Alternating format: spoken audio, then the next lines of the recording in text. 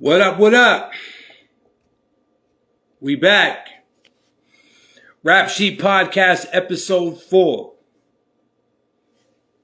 Before we get into this, let me just shout out real quick my brother Rockland, my man Easy Money, of course Black Dollar, for holding me down for the first 3 episodes. And now, not only do I get to spotlight yet another talented artist, but this time around, we repping for the ladies, the queens, the sisters, the real warriors on the front line. No disrespect to the brothers, no disrespect to the kings, but the women run the front line because these are our mothers. These are our grandmothers. These are our ancestors. These are the ones that were the true warriors that fought, bled, died, and really made it possible for us to be where we are.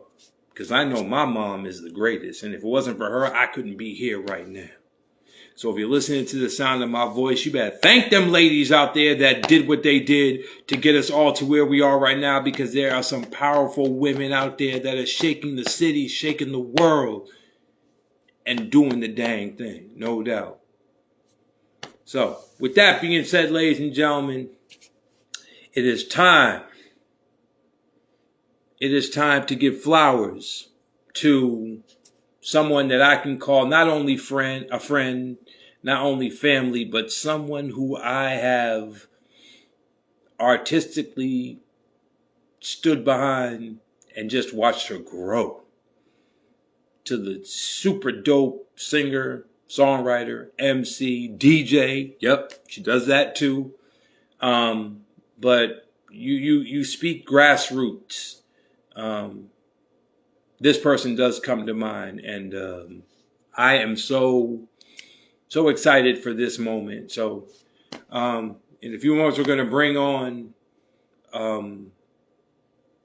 in my mind, one of the talented MCs that comes from a long line of just credible MCs that have paved the way and have opened doors for women like my guests and other female MCs to just blaze a trail and keep the thing moving. So I think of people like MC Lyte, Queen Latifah, Rod Digger, Jean Grey, Yo-Yo, Bahamadia, Salt and Pepper, amen. I'm trying to think of other people, man. I'm trying to think of Mystic, Ladybug Mecca, and of course, Lauryn Hill, and so many others. R.I.P. Miss Melody, definitely Sweet Tea. And I could just go on and on and on about these great female MCs that have just kicked down the door and said, you know what? We're here. Eve, Trina. And say what you want about Trina. You may not like the content, but trust me, she's a boss in this industry where she can go anywhere she dang well chooses, and she does it lovely. So today, here she is, yo. Word. I get to pull this lady in. I get to pull her in. Let's go. And, man, this is going to be a fun time. This is going to be a fun time. I can't wait for her to get up here. There she is. Look. There Hey, she, bro. and I was just going into the whole superlatives of all the great female MCs that have kicked down the door and blazed a trail for artists like yourself. I was just going through the names: Lyte, Latifah, Yo-Yo, Lauryn Hill, Bahamadia. There's just so many. Ladybug Mecca from Diggable Plants, and so on, that just blaze a trail for what artists like yourself are doing. So now that she's here, I can just give her flowers. Ladies and gentlemen, listen. There's not too many people that, speak freedom on the mic, whether she's singing it or rapping it. That's one thing. But there's not too many people that make me want to pull out my notepad and start writing again. unlike, and now she's here. So ladies and gentlemen, this is one of the people that I look up to that lyrically just says, you know what, I should have wrote that. Dag nabbit, she thought of it first. But ladies and gentlemen, all due respect, all praises due, Kaovanny is here. What's up? Hey, bro. Hey, It's good hey, to see you. Good to see you. man, listen, thank you first and foremost for doing this. First of all, how are you feeling? I'm good. I'm good. I'm good. Blessings, man. Blessings, man. So thank you for joining me. Thank you for taking time out of your busy schedule just to hang out with me and my peoples and just kick it like we on the corner back in Roxbury somewhere, or Dorchester or Mattapan or wherever we at. Any You've place had that a you're dancing. great run thus far. The first time I saw you, first time I heard about you, you did a video. And shout out to Lupe Fiasco first and foremost. Had this record called "Out of My Head." I think that was the name of it. And I know back in the day when you start out being an MC, you do covers of other people's tracks and just come up with your own verses and things like that. But you was able to blaze through the trail with Lizette Love and Phaedra. Shout out to Artist Live, big up everyone else over there. But this is the first time I heard you spit, and when I heard the verse, I'm like, yo, who is this lady right here? Yo, let me rewind that joint back. I gotta hear that again. And I was like, man, did she not just come here and just get all superstar diva in the club, like having a drink of wine, just sitting there at the dinner table spitting these verses? I'm like, man, I need to know who this woman is. And so I really sought you out. And then later on, you did some stuff with my man Chris Brook from Famous Nobodies, and you just started to embark on this great career as a solo singer and MC. But you're even more than that. But let's start there. How did you get on that record, and what did that record do for you as an artist? And we're going to get into all that, but let's start right there. How did you get on that record? Shout out to everybody you named. Artist Live, um, Brooke. Wow, that's a throwback. So the fact that you even remember that is crazy to me. But it was interesting because um it was actually an empowerment, and the motivation for it was to empower ladies. And Phaedra is strong, spoken. She got some pipes on those vocals. Mm-hmm. And so Phaedra wanted to represent the ladies in this track, and it just so happens that Lisette and I are from the same place, and we were both working with Artist Live at the time. And so we were just chilling in the studio, and I don't know if it was Bob or Phaedra whose idea it was. They were like, listen, we got connect with Lupe. He just dropped this album. We should remix a song on here. And so we were there. We were at Surefire Studios in Lowell. Shout out to Surefire. And we just came together, and I think I was in the studio for like, I want to say like 12 hours or so. Just wrote Wow. it there.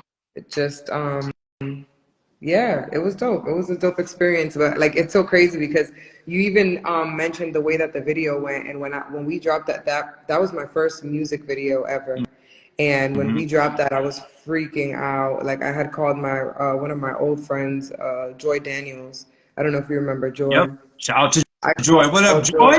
Yeah, no, these are all real throwbacks. Like, these are people that I haven't spoken to in like forever and a day. So shout out to y'all. It's all love. But yeah, I called Joy, and I was like boohoo crying, and I was like, oh my God, I did a music video, and they're gonna put it out, and people are gonna see me. And I was freaking out, and Joy had dropped like a couple videos at the time. So I called her, and I'm like, please talk me off the ledge. This is crazy. And it wasn't even anything crazy, but like, it was just even the possibility of being able to potentially work with Lupe, and just the just being able to come together with other women and empower each other, Right. and just do what we love. Like, Yeah. yeah, no, it was dope. But that was like the first of many videos since then. Indeed. Indeed. For everyone that just tuned in, you are now listening to the sounds of my sister from another mother, the talented Kaovanny, who, whew, Lord have mercy, man. The stuff that she's dropping now. I was gonna wear my camouflage fleece that my lady just got me in honor of your latest record, but it was too hot to wear in the house. I'm just like, you know what? I'm wearing it in spirit. But we're gonna get into War Cry a little later. Definitely. Shout out to your lady. Shout out to you and your lady. Um, Freshly engaged, Black love. Okay.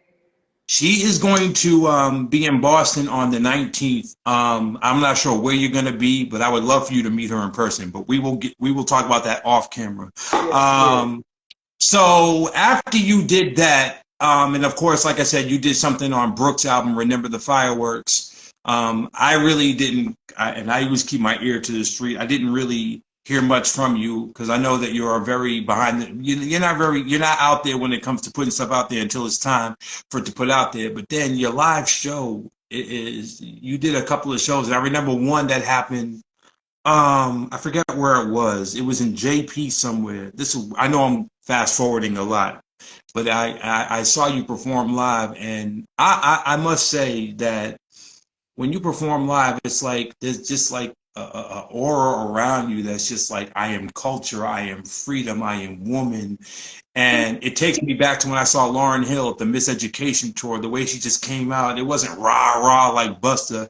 She just came out very smooth and just started harmonizing, led into X Factor, and that reminded me of you, because you sing so poetically. I kind of keep forgetting that you have bars at times, because you just singing is your zone, your element, especially when you do the Childish Gambino record. I keep forgetting the name of it, but you sing it so well. You sing it better than he does. He's not hearing me say that. You sing it better than he does. My question to you is, how important is your live performance when you are how important is your live performance? I would say if I'm gonna play the offense and I'm gonna play to my strength, I would say my strength is live performance. I think above all else, I think that's why I do it. Um, I mean, the trick is that I don't sing anything that I can't relate to, or anything that I haven't been through, or something that I'm not emotionally attached to. I don't perform it. And so it's interesting where it's dope where I could, as a singer, I can do covers, and I sing them with such heart sometimes because I can relate to them, that people ask me all the time, like, oh my God, is that your song? I remember people thought that Jill Scott's The Fact Is I Need You was my song for the longest time, and I had no idea. People thought that was my song. And yeah, I would just say that live performance is where my energy is. Like, I do my best to, when I write and when I'm in the studio, I do my best to have that energy translate to record as well. Because so passionate on stage that I find that too often artists like myself who have strong live performances end up that fire in our recorded music. And so I do my best to match my live energy in my writing with whoever I connect with production wise and things like that. So yeah, live is probably the most important for me. When I'm playing the offense, live is I feel like my strength, my strongest suit when it comes to music. Absolutely. I also want to give you shouts and props for using live instruments a lot. Not only background singers, but just like the guitar player, the keyboard players, the drums, the bass player, and you incorporate the DJ as well. Shout out to my man DJ Jazz. That's why I remember one time you did your performance. You had him on the tables. It was just a beautiful thing. But you really like exemplify what it means to be a strong artist live, and you care about your rehearsals. And I think a lot of artists take rehearsing for granted. For those that saw the Versus battle with the Lox and Dipset, I just watching it, I'm like, yo, the Lox must have rehearsed 20 hours a day for months just for that one thing. And that wasn't even a concert, that was just a Versus battle. But the way they rehearsed it and saw everything, you knew they took time and just really making sure everything was where it should be. watching you, I get that same feeling. How often do you rehearse for a show? Like, how much time do you really dedicate to that when you're behind the scenes getting ready? You know, oh, Daz, this is a I'm gonna keep it real, but this is a sore spot for me because I feel like not as much as I want to. I'm not dedicate time because uh when managing multiple people with these multiple schedules and personalities and lives, and working with musicians who have wives and children and whole families and other jobs outside of playing, I Mm-hmm. rehearsal doesn't come as easy as as it used to back in the day when we had less responsibility or it looked different. um I, to be honest with you, I rehearse now less than I did before. Really? But yeah, much less than I did before. But the my musical communication on stage has become more fluent over time. Mm-hmm. So it makes up for not being able to rehearse and have everything on lock. And actually, for someone like me, who I'll get inspired to go back to the bridge 3 or 4 times, and I'll just turn around and boss the you know how I am. I'm super energetic. I'm turning around. I'm doing circles with my hands, telling them to do Yeah. something. Repeat this or go bridge, or give me higher energy or change the groove, whatever I'm saying. Mm-hmm. It's there's so much communication that goes on the stage that people have no idea, just by a look, or a lot of it is sign language. A lot of it happens behind the back, or just even said off the mic, because there's Mm-hmm. music playing. People see your mouth moving, but they don't know what the heck you're communicating, but the band knows what the heck you're saying. And Yeah. so Right. that makes up for on stage communication, and chemistry makes up for the lack of rehearsals. But I don't get to rehearse as much as I would like to. But if I could, man, I would rehearse as much as possible, because I find that the more you play something, the more fun you can have with it. Like, Mm-hmm. every time we play something live, whenever I'm on tour, every time we play something live, it's like every time we played it for every single show, it just got better and better and better. It's like the seasoning just got even more. It's like the meat seasoned for a little bit longer. You know Yeah. what I mean? And essentially all that is rehearsing live in front of people. Right. So Right. I wish that I could rehearse 1,000 hours before a show, because it would just make it that much more seasoned, that much more marinated is the word I'm looking for. Well, Um, you sure got me fooled, because I couldn't tell that you don't rehearse a lot, because your live show is just like, wow. Like, I leave venues sometimes and I'm just like, that was it. That's all they could do. Like the Roots, for instance. I've never been disappointed leaving a Roots show. And that's the same vibe I got from you when I left your show, whether it was in front of a large crowd or even an intimate setting, which we'll talk about with Miso Brown. I hope I'm saying the name right. yeah, But we're gonna definitely talk about that as well. It's like I just left charged, and I'm like, man, they really, you care about the integrity of good music, because you know you got an audience that you want to give your all to, especially when you know they're paying to come see you. You want to give them that love in return. Like, you know what? These people pay their hard-earned money. Some are broke, some are struggling, and they chose to spend their $20 on me. I gotta give them that out of respect for them. And you really should. There's a lot of people who don't have that integrity, so I applaud you for that. And I'm just in awe whenever I leave your show. I'm like, dang. thank Dang. So I thank you, and surprised that you say you don't rehearse a whole lot, but it clearly shows in I'm impressed either way. So thank you for being open and honest and not afraid to say that you don't rehearse a whole lot, because it doesn't show. You're just so on point and everything. you. If you're just now tuning in, ladies and gentlemen, I got Kaovanny. She's so laid back and still right now. Y'all should see her woman on stage when it's totally the opposite. She does not stop moving. It's just so quiet right now. It's just like calm KO, like relax KO. But I'm really appreciative of you as just someone that cares for the music. Let's talk about the Trace EP. When I first said it, you was like, "Oh, you know how to roll the R." I'm like, Do you not know my dad was from Jamaica? We know how to say those things. We say them well. But that album, that EP, you really, I think when I heard it, I was like, okay, she's grown.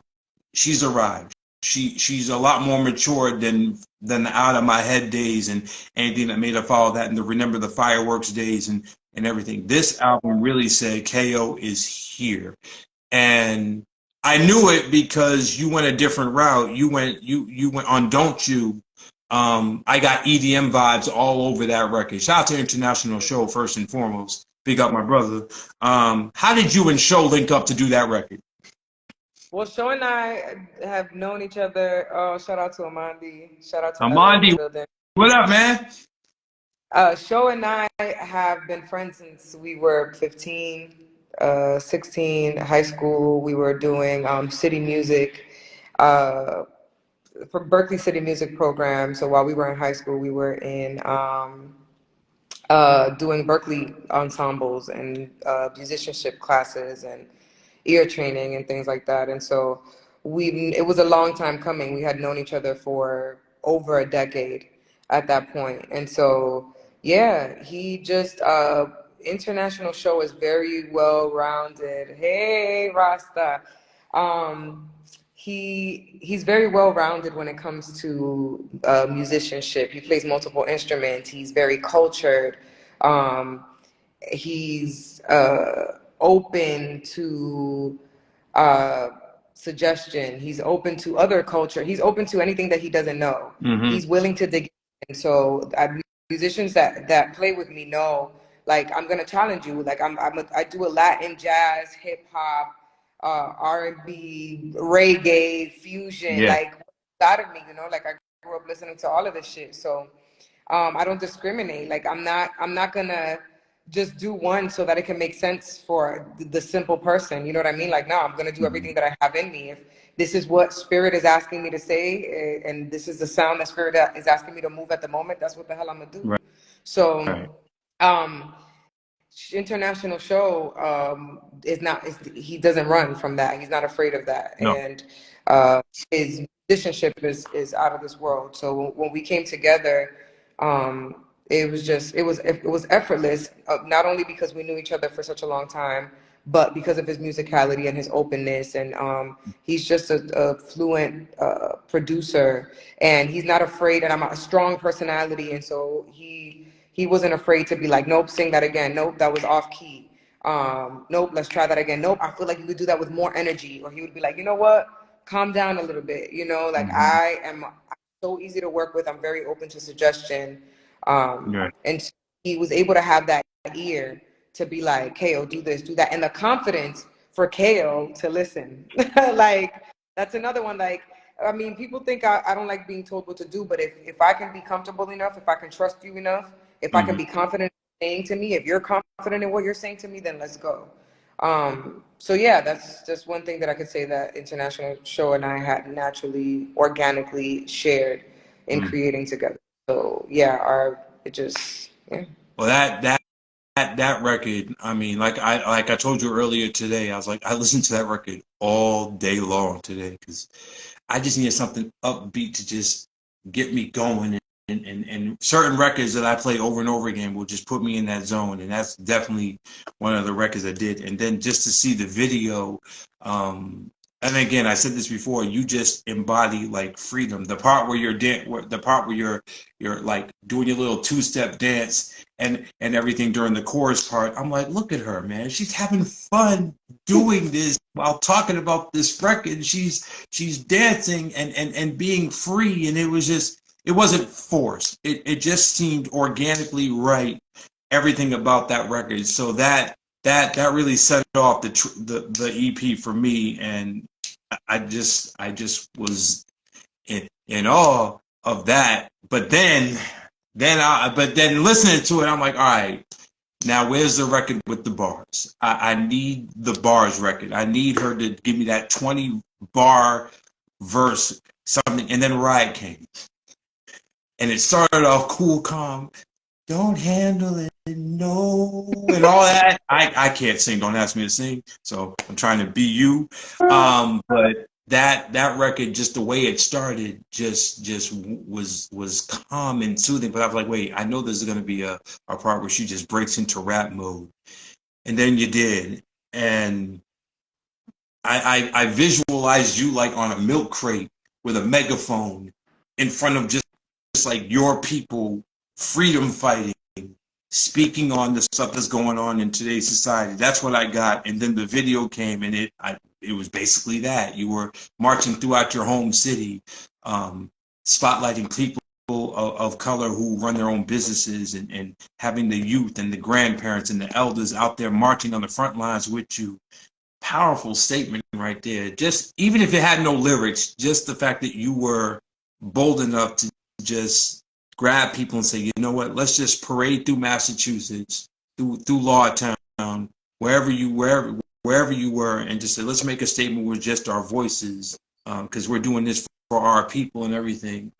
When you wrapped the video and wrapped the record, what was going through your mind when you saw the video before you let the public see it?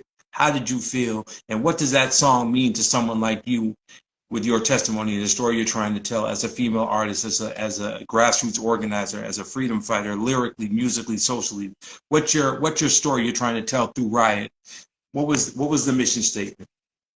Well, I mean, Riot, I mean, the title alone speaks for itself.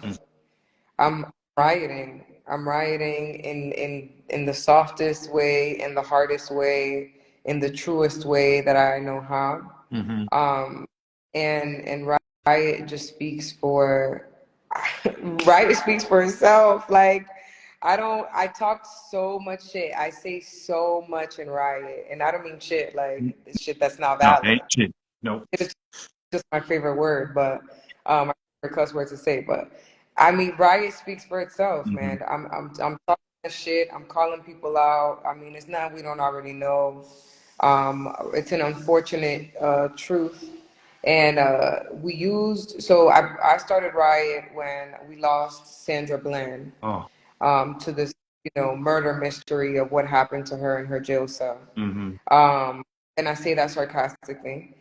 But the video was recorded, shout out to Miso Martinez, my manager, mentor, father. He and I have a lot of love for where we're from, which is Lawrence, Mass. And Trump was in office at the time, and he had said some bullshit about Lawrence being responsible for all the drug issues in New Hampshire. He was in New Hampshire, like, saying a speech, and he was talking about threatening to cut us off from resources and all this, like, crazy shit. And you know that Lawrence is a sanctuary city, and it's protected. It's an immigrant town. And so, of course, they're going to attack the closest minority city to New Hampshire. Lawrence, for those of you who don't know, Lawrence is only 10, 15 minutes outside of New Hampshire, depending on where in New Hampshire you go.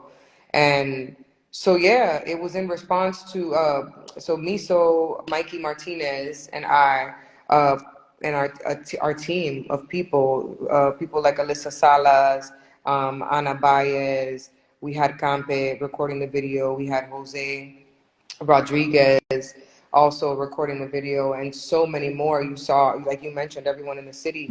We basically put out a call to action through Lawrence Community Works and the mayor, Danny Rivera, we also know very closely. And so we were able to pull on some of those strings and kind of give the people a way to respond. You know what I mean? At the end of the day, like, if you don't have a microphone, it's hard to get the message out there. And so we were like, yo, we have a mic. So why not do it? Why this opportunity to represent the real faces of Lawrence? And so that's why in the video of Riot, you see that we all have T-shirts that say Faces of Lawrence, because we didn't want him to control the narrative. We weren't about to let him say our story or tell the world who we are. We wanted to say it for ourselves. And so we use a local T-shirt business. Shout out to my boy Waylon. I forgot the name of his T-shirt business, but Waylon was the one who printed the T-shirts for us last minute, and we were able to give them to everyone there. And so to this day, people still ask if those shirts were on sale, but they were exclusively made for the Riot video. And it was basically to give people a voice, to make the people of Lawrence feel represented, to utilize my microphone to the city's advantage. You know what I mean? Like I'm a sensitive creative, and I create in purpose. And so, you know, Yeah. why not? Oh, Why Kingdom not? Prince. So much. The name of the printing company is Kingdom Prince, run by Waylon and his family. Thank you so much. Um, so yeah, that was Riot. Riot. I mean, look it up if you want to know what it's Yes. all about. But yeah. Definitely look that up. People, and anyone who's in Lawtown right now watching this, reach out if you're trying to become a voice. And I don't know half the people that you know, because I've never really visited Lawtown like that and don't know much about it, but now I should. So maybe when I come to Mass, I might just take a trip down there and just observe myself in the culture and see whoever I can talk to. But if you're a member of if you're a member of Lawrence, Mass, try to become active with your communities and reach out to KO. I'm sure she has no issues with stepping on the front lines with you and try to make Lawrence better than it is right now. So COVID came, and like myself, I could not DJ clubs. I couldn't do this. I couldn't do that. So we had to find other ways to get creative virtually. What ways did you utilize your creativeness to you to make up for the fact that you couldn't be physically on stage entertaining the people that have come to see you, but still you had an audience demanding you to just bring something to the table? What did you do creatively, virtually, to keep the juices flowing to make up for the fact that you couldn't be live on stage?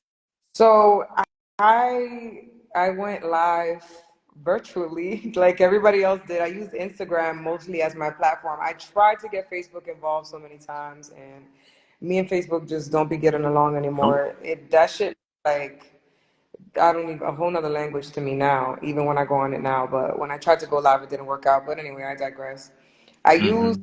Instagram as my main platform to go live. I did it like every Saturday for a while, every Saturday for like a month and some change. And I raised money because, again, for the people in my city, we were struggling. There were so many people, there were so many immigrants that weren't able to receive any of the stimulus checks, any unemployment benefits. Shout out to Evelyn Blush. There were so many resources that the immigrants in my city don't have access to. And everybody's like, oh, everybody should be chilling with these stimulus checks. You should be Gucci, pay your rent, buy you some food, la, la, la, la, la. But there's so many people who don't have papers who are not recognized. Mm-hmm. And they don't exist because they're not citizens of the United States of America, so those benefits don't exist for those people. So during the pandemic, I pushed myself into a very uncomfortable place because I think the internet is a weird ass place, and I think that we all act real weird in it, and Mm-hmm. so I try to get off of it as much as possible, ironically. But I pushed myself, and I went live every Saturday for like a month or two, and the money I made via Cash App, Venmo, or whatever, however people would send it to me, I connected with Lawrence Community Works and Movement City Youth Center, and I gave it to families in need, people who needed to pay their light bill. I just put it in a Visa debit card or whatever, and so they could do whatever with it, whether they needed to buy food, pay a bill, whatever the heck they needed it for. I don't ask them, I just give it to them. That's crazy. Because, I mean, at the end of the day, I was fed, I had a roof over my head, Mm-hmm. I had benefits, I was able to receive stimulus. So I'm like, what am I doing at my crib doing nothing? Let me challenge myself. And I learned a lot about sound and all the electronics and everything it takes to go live, and quality, how to produce a better quality sound and all that good shit. So it was a good learning experience. But that's what I did to keep myself busy during that time, because I was over it. I was over it. Yeah. After a while, I was like, man, okay, I can't do this no more. I also want to shout you out because you was DJing too, and I was like, look at her coming, look at this Hey, woman. yo, I was DJing. Minute. I was DJing, having way too much. Listen, I bought a DJ controller. Shout out to DJ Ropi, whom was gonna give me lessons, and I'm such a slacker, and then and it never ended up happening. but I still have my DJ controller, and I plan to definitely incorporate the shit that I learned during the pandemic into my live shows. Like, I'm ready. I'm ready. I'm ready. I'm ready. Definitely, man. Definitely. If you're just now tuning in, we got the one and only Kaovanny live and direct. Where are you right now? Where are you? Where are you? Where are you right now? Where are you? Mexico right now. Ah, I, I know the weather must be brilliant. It's cold It is. here. It is. Ah, so jealous. So jealous. I'm jealous right now. She's in Mexico, and I'm in Kansas City. That's Freezing my behind now. all Americanized. I'm like, I'm in Mexico. Nah, And you're like, she's Mexico. Mexico. That's right. That's right. Shout out to my man Julio. I met when the lady and I went to we went to Mexico for 7 days, and it was just beautiful. Cancun, actually, it was just wonderful, and it's just like, man, I have a new love for margaritas now. I don't want, if the margaritas aren't made like they are there, I don't want it. Not at all. Woo, man, listen. So Kaovanny's here, ladies and gentlemen. She has a brand new song out right now called War Cry. Before we get into that, I just want to ask this question. It's like I mentioned a lot of the female MCs that came that birthed you, like the Salt and Peppers, the Latifahs, the Lights, the Raw Diggers, the Laurens. But I can't help but not give the spotlight to people like you, to Dutch, to Lizette, to Oompa. I think y'all are the next generation of not only just the female MC, but just the MC period, because Talib Kweli said a line in 2001 that still reflects on me to this day, where he says it's the dawn of the era of the MC who thinks before he or she speaks. And I think a lot of y'all really carry that mantra well, and it's just a beautiful thing. So when you're out and performing, do people come up to you and say, Kaovanny, you inspire me to want to be this, to want to be that? What do you tell inspiring artists that want to get into this industry as a female performer, whether it's a musician, a singer, songwriter, or MC? What do you tell them? What kind of advice do you give those people? You gotta know yourself to do this shit, or it's gonna eat you alive. Whatever that means to you, like however it is you need to get there, wherever you need to go to find out whoever the hell it is you need to talk to. You have to know who you are to do this shit and to enjoy it and yeah. Like, I mean, that's all. Like, I can get real complicated about it, but that's like I'm more of a one-on-one Yeah. quality time. My quality time and physical touch are my top love languages. Okay. So what if we talk about it one-on-one, then I can give you that quality time and we can have that quality talk. But it very Right. simply is, you got to know yourself, and that's an ongoing I don't want to call it a battle. I guess it can be sometimes, right? Some of the most violent battles I've ever fought have been against myself, Gemini shit. But yeah, that's pretty much it. Like, you got to know who you are and what you're doing this shit for, because Right. there's a lot of confusion. Hmm. Do you find it hard? You're in a male dominated industry, and I'm sure you've talked about this through the ringer, and I've heard it many, many times. But do you find it hard to navigate as a woman of culture who won't speak on certain things or do certain type of songs to get her name out? Do you receive praise for it? Do you get thrown under the bus for it? Does it like, what's the word I want to use? Do you feel pressured to do a certain type of record or a certain type of collaboration because it'll get you out there more, or do you have the strong enough stance to say, you know what, that's not who I am. This is who I am. I'm gonna stick with this because I'm not doing this for cash. I'm not doing this for perks. I'm not doing this to be the eye candy of that guy, that guy, that guy. I want to be known for the words that I said, the movement that I bring. I want to be known for the visuals that I present in videos like Riot and Don't You. I don't want to be that that Trina type of artist. I'm going to be more of that Bahamadia, Lauren, Jill Scott type of artist. Are you not afraid to stick to your guns and say, this is me, regardless of what they're doing? I'm doing this because this is where I want to be, and this is what my soul is saying. Do you feel there is a competitiveness in that, or do you just say, you know what, regardless of what they're doing, this is me, and whoever listens to it is meant for that person or persons? Yeah, that's pretty much where I'm at with it. I've come to terms with why I do it. I don't think I do music for the same reasons a lot of people do music. I first I aim to educate, not really be seen. I'm not really good at that. Although being on stage comes easy to me. It's just one of my strengths. It's not something that I necessarily look for in this career. It's not why I'm in it. So I don't feel that kind of pressure. No, I think I didn't go full time and really consider myself an artist fully until I was 28, and I'm 33 now. And so I'm as you would say in this industry, a late bloomer, right? So I kind of already been against the grain for a minute, because by that time, bitch, you're too old, or whatever the industry puts in our minds that however we need to be functioning by that age.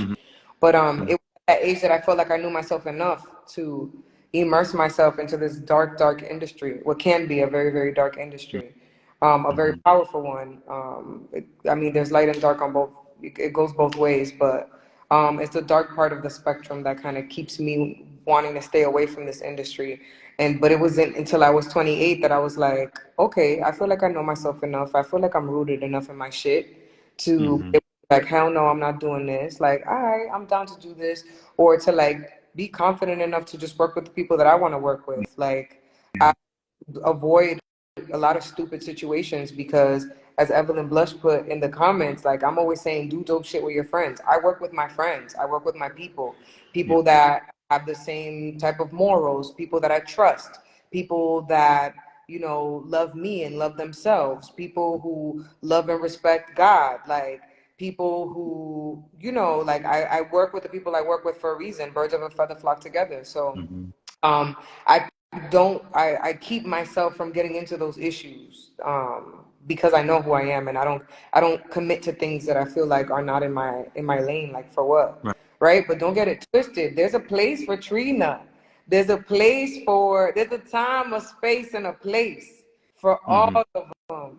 That's just, for me, like, I find it harder to do it that way, to go that route. Like, while me, the artist that you've seen me be thus far is the artist that I am naturally. And I don't knock the Trinas of the hustle. Hell no. If I could, shake my ass and do the Trina thing, shit. They're talented too. What the, like, okay. But so yeah, I'm in a place and a space for all of us and everything, for all of it. But yeah, I just am the sensitive, different type of creative that I am, because that's what's written in the stars for me. That's what I do best. Go ahead. No, I really like how you called yourself the sensitive creative.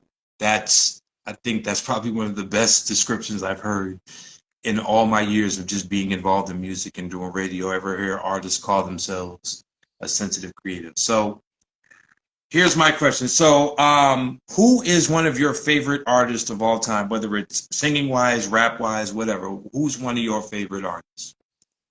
Well, the given, if anybody that's watching knows me, is Lauryn Hill. Like, really, like, it's the top of my list. And like, some days might be the only one on my list because I'm unhealthily upset.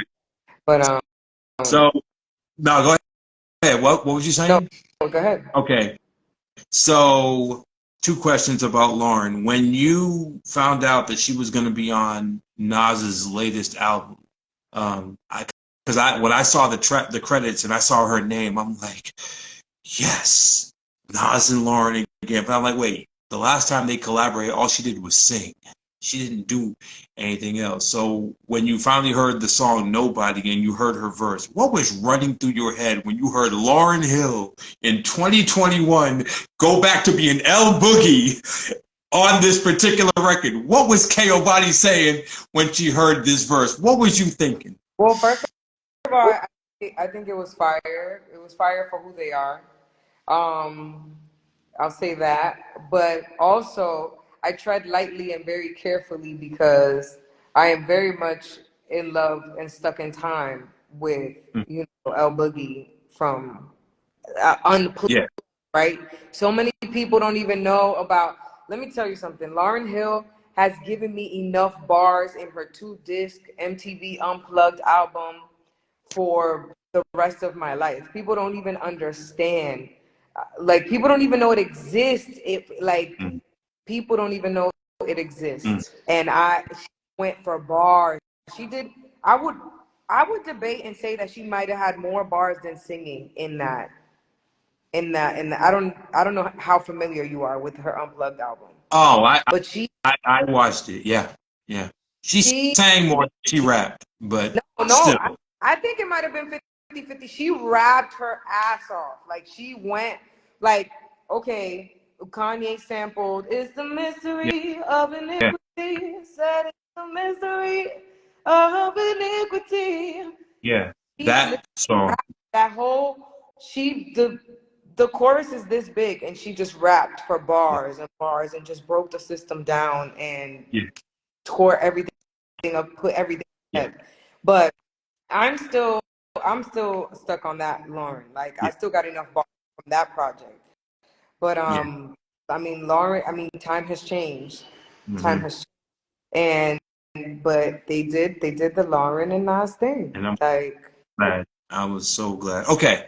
So let's just say Lauryn Hill somehow interacts with you. You did a show. She's in the audience. She comes up to you, says how much of a fan she is of you, and wants to work with you. She says, you know what? Here's, and I know money is not the issue for this question, but let's just say she gives you $500,000 and says to you, Kaovanny, put on the showcase that you want to put on with your people, like how Dave Chappelle did Block Party. He brought the artists that he felt more in tune with, had a connection with. Here, do this. Who are the 6 artists that you would put on your show if you could choose? Okay, wait. Is this like a hypothetical show? No, it's whatever you want. This is Kaovanny's show. Lauryn Hill gave you $500,000 to put on a show. You're saying dead or alive? Like, dead or alive. Dead or alive, any genre, any time frame. Who are the 6 artists that you're going to have open up for you on your show? Crazy. I'm going to ignore the open up for me part. But hold on, my little shout out to Christoph in the building. My little head wrap was a little bit tight. I couldn't even, you got me worked up. So obviously Lauryn Hill. Oh my God. Have you ever dug into Bob Marley archives live? Yeah. Oh yeah. What? Yo, I would have Bob, because listen, the way his spirit is set up, this is why I had to ignore the opening for me part, because that don't even make no damn sense. These people can't open for me. This is just they can. Why not? This would be like a Coachella or something. But Bob, wait, who'd I say? So El Boogie, Bob. Yep. Outkast.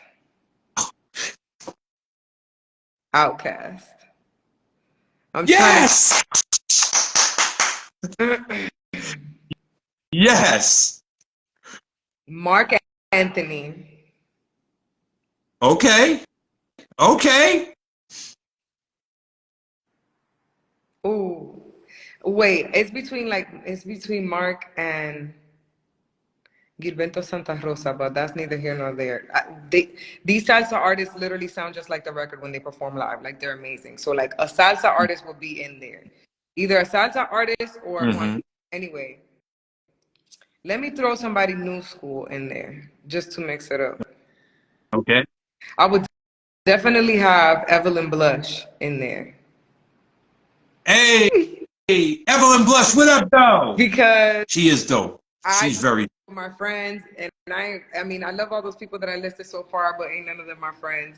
And Evelyn Blush impresses me every single time, and her pen game is amazing. And we actually worked together on the single that I dropped, War Cry. If it wasn't for Evelyn Blush, War Cry wouldn't exist the way that it exists. And so Mm, Evelyn Blush would definitely be in there. So okay, so that's we five. said El Boogie, That was five. You got one more. One more. J. Cole, what? Like J. Cole, I'm obsessed with. That's it. That's it. I can't put anyone. Oh, wow. J. El Boogie. J. Cole, man. Man. Thank you. Oh, man. All right, I'm going to that concert. I'm going. Yep. I'm going. I'm not DJing nothing. I'm taking the misses out. We going to that. Yep. Put that concert into exist. Ladies and gentlemen, I know Bob Marley can't be there, but he'll be there in spirit. But we need to. I need to see that show. If you're watching, if you've never taken some time to look up an old Bob Marley archive of him performing live, please do yourself a favor, bless yourself, and please experience that man's energy on stage with his band, his freedom. Please. Yeah. Shout out to him. Yeah. Yeah.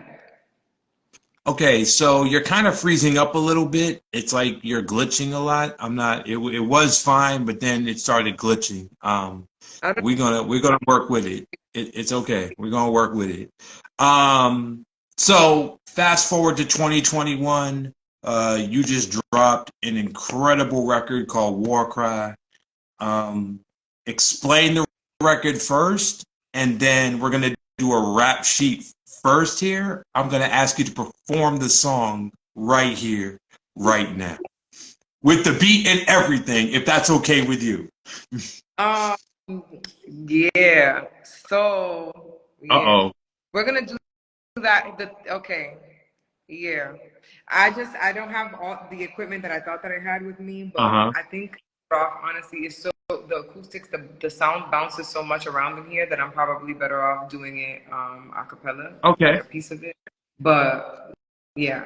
I just think that's best for sound quality. I'm just telling you, it's gonna sound crazy if I try to do all this That's extra shit with the beat. fine.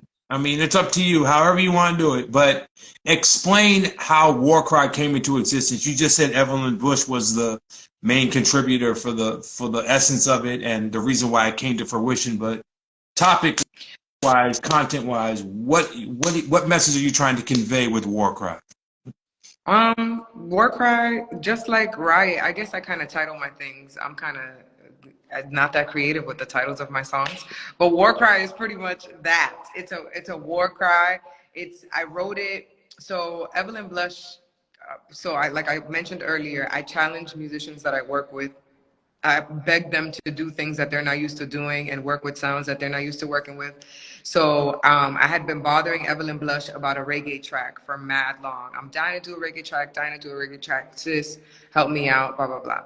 So this shorty just locks in and records the bass, the guitar, just everything this is the skeleton of the track of War Cry, and records all the instruments, makes it sound so full. I think she did electric guitar, acoustic guitar, bass guitar, and just had it bouncing. She had it bouncing for someone who doesn't play reggae.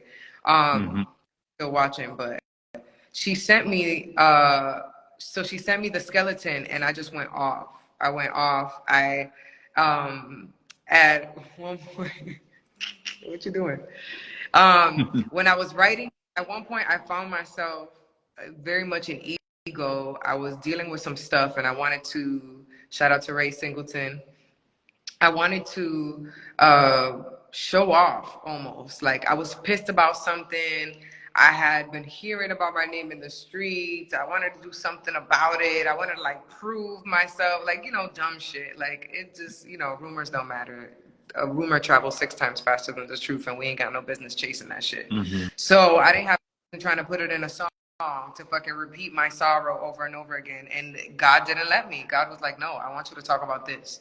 And so every single time I would try to go left, Spirit was like, no, I want you to write this, keep it simple. And I wanted to make it sound so complicated and say this, that, and the third. And it's like, no, that is none of your business.